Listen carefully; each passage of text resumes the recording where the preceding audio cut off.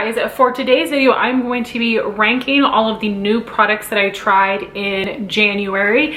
And I was initially going to do this as a speed reviews video, but Steph from It's Just Steph posted her speed reviews this month and made it more of a ranking style video, and I thought that would be really fun, so I decided that's what I'm gonna do for my speed reviews this year as well. At least that's my plan for now. And I know that I just saw Samantha March post a video a couple days ago that was the same thing. She was ranking the things she tried in that month, and it was actually kind of challenging for me because of course I've tried products from a whole bunch of different categories, and some products are more exciting than others just due to the nature of the product category or the product type.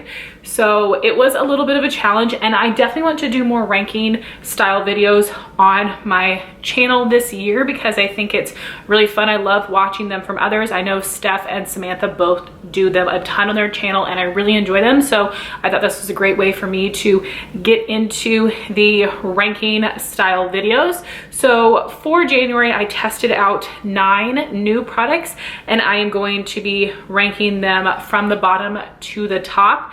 And there are really only a couple products here that I didn't like. Then you've got a lot of things that I like but don't love due to one reason or another, and then a couple things that I really enjoy. So of course I will explain as I go along. I will have everything listed down below and we will just jump right in. So the bottom product that I tried this month, number 9, would be the Kylie Skin Concealer. I actually don't even have it here to share with you because I did end up returning it, and I got this for about half off, which was a great deal.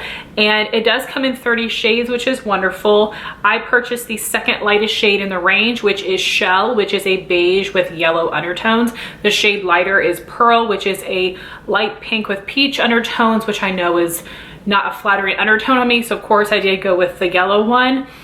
This was too dark for me. It did not actually brighten under my eyes. It was more of a skin tone match for me, which was a bit of a bummer. I prefer not to mix concealers. I want the shades to just work for me, and unfortunately this one was not light enough. So I did still use this mixed with other concealers to help brighten, but I did try it on its own to see what I thought of it, and it did give nice medium coverage. You could maybe say medium leaning full. It was very easy to blend out. It didn't dry down super quickly, but I did get some creasing under my eyes, which was a bit of a bummer, but really a lot of concealers, most concealers in fact, do crease a little bit under my eyes. I do have some fine lines right up against my lower lash line. Didn't look too terrible, but it did definitely settle, and it wore fine and everything, but honestly I knew this was a concealer I was going to have to mix, which I already have a couple of those in my collection, so I didn't want to keep another one knowing I would need to mix it. And the formula was just okay for me. It was not bad, but I still feel like the Tarte Shape Tape Concealer is my number 1 under eye concealer. I've tried several others and that is still my go-to because I have a color that works perfectly for me, and I think that the formula works really well also. So this concealer was not bad, it just wasn't perfect for me, and if I did have a shade that was light enough to brighten under my eyes, I may have felt differently about it, but end of the day, just didn't need it. Also, at the time I'm filming this video, the concealer is on sale, so it's normally $20 and right now it's $8, so definitely worth checking out, especially for that price. The next thing I have is something that is actually going to be in my declutter pile, so this is a bit of a spoiler for my chopping block update. This is the Tarte Timeless Smoothing Primer. So at the time that I had filmed my makeup inventory, I hadn't tried this primer out yet. I try not to open primers until I'm ready to use it all the way up, but I had already had this primer for a little while and I was like, let me try it to see if I even like it, because if not, I want to pass it on while it's still good, and I'm so happy I did that. I know that this was Tati's favorite primer. She really liked this for pore filling, and it does have like a nice whipped texture, which is very interesting. When you blend it out, it does feel nice and velvety. It's super smooth, which is really nice. I do think it does fill in pores, but it's not over the top incredible at filling pores. And really, like, the main reason I don't love this is I don't love that it's in a jar, but this does not work well with all other primers. So today I'm using the Becca First Light priming filter, and that's just like a glowy primer. This did not really layer nicely on top of that. I felt like it wasn't really filling in my pores. It was hard to spread. And I used this when I was using the Touch in Sol Pretty Filter Glass Skin Primer. Those two work really well together, but a lot of other primers that I've tried this with, I don't like them together, and it's just too finicky for me. And the Dr. Brandt Pores No More Primer and the Urban Decay Obstacle Illusion Primer both work much better for me for pore filling, so I'm gonna pass this on. Again, I know a lot of people enjoy it. It is just too finicky. So for my next two products, these actually perform well. They're just not the most exciting of products, so I felt I couldn't rank them higher than others. So number 7 would be the Milani the Violet One Lash Primer. Lauren May Beauty decluttered this to me, and Hannah Louise Poston has raved about this for a while, which is why I was really excited to try it. So it is a slightly purple tinted lash primer instead of being white or black. But if you guys can see the wand, I just pulled it right out of the packaging. This is covered in product. I apologize if the lighting looks different. The color of this lash primer being held up to the camera threw off the lighting and I can't get it back. But anyway, let me show you. As soon as you take it out of the tube, it is caked in product, which is so irritating. You cannot just apply it to your lashes straight like this. It will be a globby mess. So then you're in here trying to scrape it off on the packaging, which just makes a huge mess. Yes, you could try to scrape it off onto like a napkin or a tissue or something else, but honestly, it makes such a mess. I cannot stand that. But I actually do like the brush itself. The bristles are a little bit longer on the bottom, so you can really like go kind of like curl it to get through your lashes, or you can use either side of the brush or both sides. I will coat the fronts and the backs of my lashes. This is cool that it's purple instead of white. I don't quite see the benefit necessarily, because it's possible for this to still show through if you don't put enough mascara on top. But I think the color is cool. The formula I do think works nice. I think it helps give a little bit of volume, a little bit of length. I mentioned before, I like using lash primers, especially when I get them for free, but it's not something I would purchase because I don't notice a big enough difference. But I do think this works well. I just don't love the packaging and the fact that it's so goopy. Of course, the more I use it, the more I'm gonna use up, the more it's gonna dry out. So I'm not gonna have that issue as much, but it's definitely annoying. And that's why this is ranked so low, is a little bit because of the packaging. And product number 6 is the AOA Paw Paw Blender. This has ranked number 6 just because of the type of product it is. I actually really love this, but I'm going to rank a palette probably higher than a sponge. So this product is something you can buy from Shop Miss A. I've never purchased from there, but I know so many people have. They have a lot of makeup for $1 or at least $5 and under. And I've heard good things about a lot of the AOA brushes, but especially their sponge. So they do have a $1 sponge, and then the Paw Paw sponge is like $1.55 or something like that. And the additional money goes towards an animal foundation, which is fantastic. And I believe I've heard that people like this Paw Paw one better. And of course, you're just paying like 50 more cents roundabout to donate to some animals. So why wouldn't you? But what I love about this sponge is that it has that classic beauty blender shape, because so many brands out here that come out with beauty sponges make them in different shapes, which is wonderful. But I think the Beauty Blender brand is still so popular for a reason. So it's not exactly the same. I should have brought my Beauty Blender, but I didn't. It is smaller even when you get it wet, and I like that. I love the original for liquid and cream blush and bronzer because it's not so big, it's gonna get everywhere. I wouldn't necessarily use this one for cream blush and bronzer, mostly because I'm so fair, I need to be more careful with it. Because it's so large, it would just take up too much of my face. But this is so perfect for applying foundation, concealer, powder, eye primer. I literally use this every single day. I will use the bottom for foundation, one of the pointed sides for concealer, and the other for my tinted Anastasia eye primer.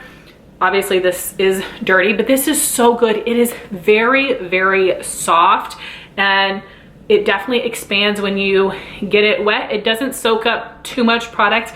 I think this is fantastic quality. This is definitely something that I will repurchase in the future. I do still prefer the Real Techniques Miracle Complexion Sponge because I really enjoy the shape of that one. I like that better for foundation in particular, but this is really good as well. So especially when Shop Miss A does free shipping, which happens from time to time, I will pick up another sponge or two, but definitely recommend this. Totally worth all of the hype that it's gotten, and it performs so well. It works way better than a lot of other sponges that are $5, $6, $7, $8. Now sponges have come a long way in the past like 8 years or so, but this one is very good. Ranking at number 5, we have the ColourPop Menage a Muah palette. This is one of their 12 pan palettes. This one does come with a mirror, so it is a little bit more expensive. However, this one was on sale at Ulta, and I was able to stack a coupon on top of that sale price, so I got it for a great price. So I love the mauve tones in here. I really love mauve shadows in the wintertime. And in here, you've got some shimmers, mattes, sequins, and pressed glitters.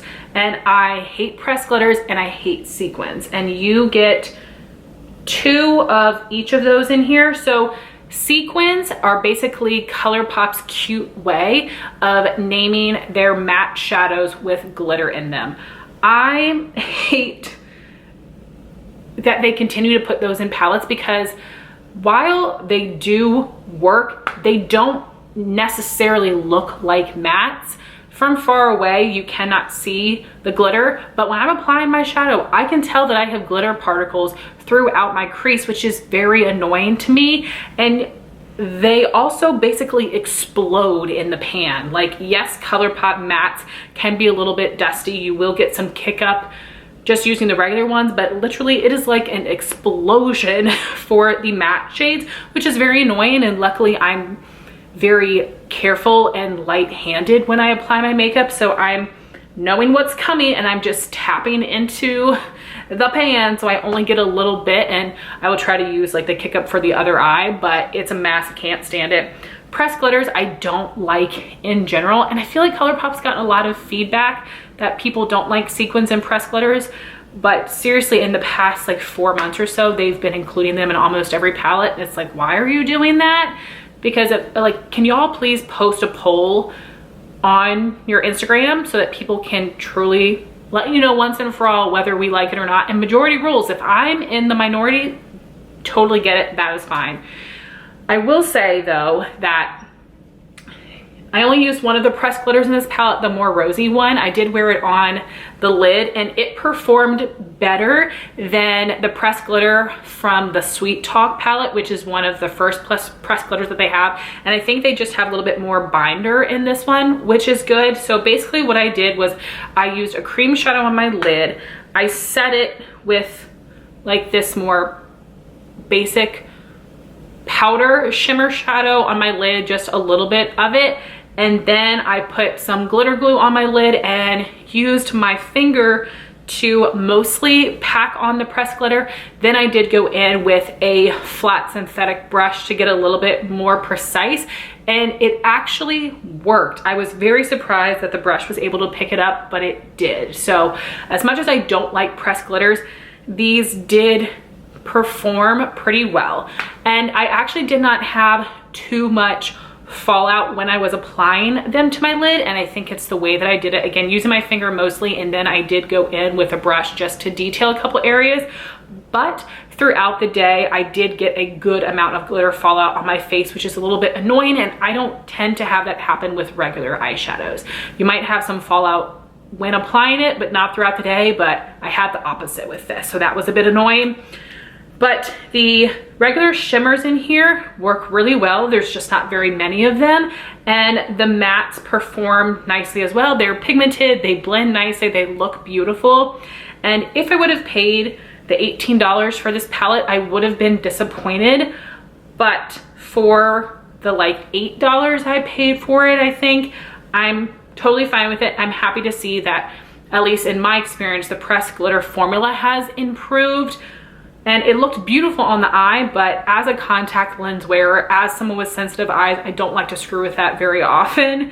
So out of the ColourPop palettes I have, this is not my most favorite because it includes some of my least favorite formulas, but the other shades I think are really great. So my product in the number 4 spot would be the Natasha Denona Transformatte Pore Vanishing Matte Foundation. I have the shade 4W Fair, which is a yellow undertone. I believe this foundation is being discontinued because it only has like a few shades left on the Sephora website. So this I purchased around Christmas time. It was half off, and I was able to use the 20% off code on sale items. So I got this for a really, really great price. And the first time I tried it, a bunch of oil came out. So you definitely have to shake this up. It also, so it has a pump. This is also a very thin consistency. So you're gonna wanna put it on the back of your hand or a mixing palette or wherever and work pretty quickly, or you can't be tilt-a-whirling around because it is gonna move. It's very thin, but I just shake it up before every time I use it. But I actually was thinking about returning this basically right away because it does not have full coverage. I would say that this has light, medium, maybe medium coverage, but it's not buildable, which is very frustrating. I don't mind what foundations look like off the jump. If they're buildable, this one is not. When I added a second layer of product, you couldn't tell. Like, it did not build up the coverage at all, which was very frustrating. I do not like light, medium coverage foundations. But this does say that it is a pore vanishing matte foundation, which sounds silly, but you guys, my skin has never looked so smooth and flawless ever, which is so amazing. You've been able to see that I've had a lot of acne for this past year. My skin has looked textured. I haven't been so in love, but my skin looked so blurred with this foundation. It was not a primer. It was this foundation that made this pore area look so smooth, which I loved. This does also have a nice matte finish. It helps control my oil throughout the day. It's pretty long wearing. Not the most mattifying foundation ever, but it's also hard to find lighter coverage matte foundations, at least from what I've tried. So if you're interested in that, I do think that would be a bonus to you. But I'm wearing this today. I don't feel like it looks like I have a light medium coverage foundation on. And there are a couple things I did to help build up the coverage, but really because I do wear concealer, I do set my face with powder. When you really go on like with powder, concealer, blush, bronzer, highlight, my face ends up looking pretty full coverage anyway, so I can get my end result to give me the coverage that I'm looking for. But this just wears so well and looks so smooth on the skin. I'm just so impressed. So if they still have this on sale, still available in your shade, and you like more of a smoothing look, more of a matte finish, a light medium coverage, I do think you would really enjoy this foundation. I was pretty impressed with it. Not something I'd repurchase, but I will hang on to it and use it up. I have not tried mixing this with other foundations. I'll definitely try that as well. But also I'm very happy that the shade matches me. I can wear this on its own. I don't have to mix it with anything else, which is great because most of the time I do have to mix my foundation. So that's another thing I love. So because of the coverage, I can't rank it higher, but all the other factors about this foundation were very impressive to me. So number 3, you guys are gonna be so proud of me. I finally tried one of the Hourglass Scattered Lights eyeshadow. Some of you guys may know I have, in the past couple months, purchased 8 of the 9 shades. I'm just looking for the olive shade Vivid, then I'll have them all. So I kept buying these because of my obsessed collector brain, even though I hadn't tried them. So I was like, dear God, please let me like these. So the color that I tried this past month was Smoke, which is the more taupey shade. This is so pretty. So I did put a cream shadow base underneath. You guys know I do that with all of my eyeshadows just to help them stick to the lid better. This, now that I have this nasty nub, I can swatch it. It is very pigmented. It has a beautiful shine to it. It applied so well, and I really like this color. I do still think I like the Tarte Chrome Paint Shadow Pots a little bit better, but I got these all for half off, which is an amazing deal. This is a beautiful shade. I really love the way that my look turned out. I had paired it with a Dose of Colors Marvelous Mauves, and just using more of those like purple tone shades with this taupey color on the lid looked so beautiful. So very happy to report that it's a beautiful product, performs really well, very long lasting, easy to apply. So I'm so happy that I actually really like these. And then for product number 2, that would be this Allure Mercier Velour Extreme Matte Lipstick in the shade Vibe. I was so nervous about not liking this because this is such an expensive product, and I purchased this because Christy Kellum wore this on her wedding day and it looks so beautiful on her, and it's gorgeous. So this is such a beautiful like mauvey pink, but it's not too purpley, it's not too dark, and this formula reminds me a lot of the ColourPop Matte X Lippie Stick. So it does apply almost like a little bit more silicone-y. It's very smooth and it does set down to be pretty transfer resistant, not quite transfer proof, but pretty transfer resistant.